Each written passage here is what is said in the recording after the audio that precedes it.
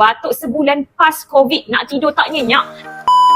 Dapur Alice Cookies Mad Meow ada komen dekat dalam kita punya video. Minyak ni bagus, seriously. Saya batuk sebulan pas COVID, nak tidur tak nyenyak. Dan lepas sapu minyak ni kat dada and belakang, Alhamdulillah lega. Syukur Alhamdulillah, minyak herba asmat kita dah pun membantu Cik Alice kita. Sebab kadang-kadang batuk lepas COVID ni memang agak mencabar. Seronok sangat sebab dapat bantu Cik Alice untuk dapatkan tidur yang nyenyak balik. Untuk pengetahuan semua, tahu tak sebenarnya dekat dalam kita punya minyak herba asmat ni terkandungnya minyak kelapa dara.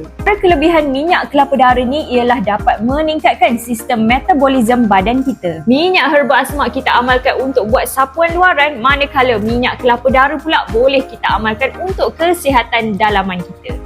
Satu sudu pagi, satu sudu petang pun dah cukup. Jadi jom sama-sama kita sihat secara alami.